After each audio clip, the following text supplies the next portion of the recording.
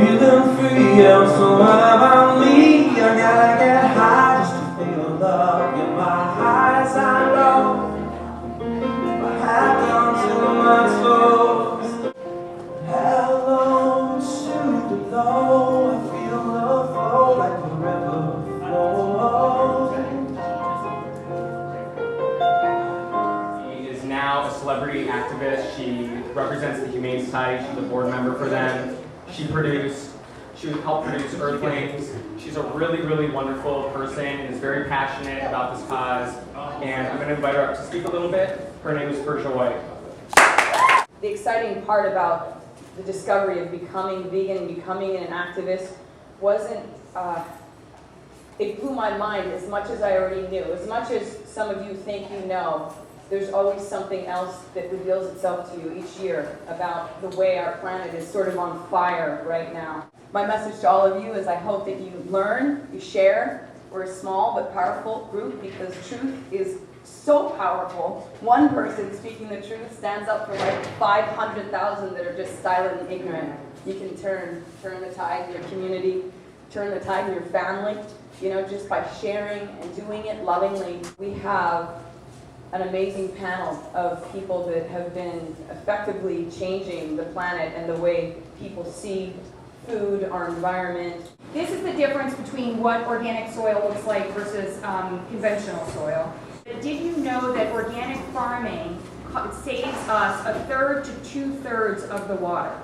So one of the issues when we look around the world and we look at global droughts and we look at the issues of drought production, etc., is to keep in mind is that just making the shift from conventional farming to organic is going to consistently save us water. So rather than trying to figure out new ways to make water, why not just save water for our 7 generations into the future? 23% of all products launched globally last year say natural on the packaging.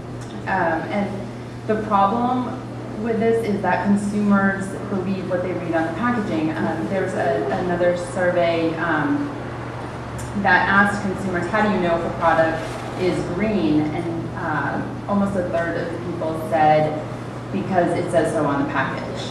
They also asked the consumers in this same survey what is the most desirable eco-friendly label, and again almost 1/3 said 100% natural. And that really doesn't mean anything, where only 14% said 100% organic, which is the one that actually is regulated and is doing positive things. I discovered a secret behind the world's finest chefs' foods. And that was that they were serving organic foods on their menus for years, but they never told anyone about it. Now that caught my attention. And I said, okay, wait a minute, because I wanted to produce that same high quality, great tasting food. I would go and get an organic tomato and I'd bring home a conventional tomato. And because I like to cook, I would have parties and invite my friends over and I would cook and we would do these kind of like taste testing contests and really figure out, okay, does organic food really taste better? Because, that's kind of hard to believe. But what we came to the conclusion is yes, organic foods do taste better and those fine chefs are right. One of the questions I always get is, well, organic foods are just so expensive, right? We've all paid more for organic foods, right? Well, my answer to that is healthcare. That's expensive. What's expensive is, having to treat yourself and recover from cancer. What's expensive is, all the prescription drugs. That's what's expensive. Administration of drugs actually started with plants, actually started with herbs, actually started with nature. And we have come so far and we are so distanced from that concept that we feel taking a prescription drug will fix it.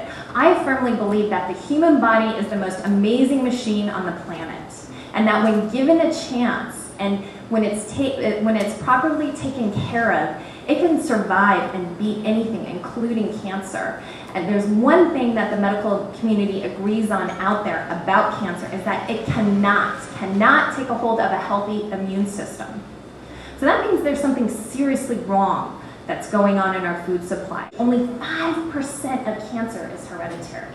Only 5%. 1 in 3 Americans are going to get cancer. We have the highest cancer rate around the world. That is shocking. That something is seriously wrong. The other thing I want to encourage you to start looking at is what's in your personal care products? What's in your cleaning products? Because that is huge. Because not only are we ingesting chemicals in our foods, but we're also ingesting chemicals in our personal care products. The high cost of cheap food is actually your health. So you're going to pay now, are you going to pay now, or are you going to pay later an expensive doctor bills? Researchers at Stanford to do clinical studies on the difference between raw juice and the sugar juices, which are processed from concentrates. And while you're allowed under FDA labeling regulations to say 100% juice, it's really a combination of water and fruit sugars that have been concentrated in an ultra high heat process and then reduced down to a sugar, and then all the flavors and nutritional aspects are extracted out to make other value-added products that other people have spoken about that are then fed back into the chain as a value-added nutritional ingredient. If you think about what we have kind of done in our world today, what kind of relationships have we chosen in terms of giving over that responsibility to corporate interests? And when you think about our own interests, and when you think about the fact that we as individuals are the majority of people, and when we come together in small groups like this, it has a huge ripple effect into the world around us. Every time we do purchase something, we're also saying that we support whatever this is. You know, that we support the livelihood of the person that grew that, or that we support the actual things that were put into the soil. Everything we eat, everything we drink actually becomes, what makes us up. And are we choosing to become plastic and high fructose corn syrup and artificial sweetener? Or are we choosing to actually become something that is really of this earth? And then what does that do to how we feel and how we interact with the world and how we even treat other people, how we feel ourselves? That we can't, I think, separate what we do every time we sit down to eat, say, with what we do the rest of our day. This is really a community thing.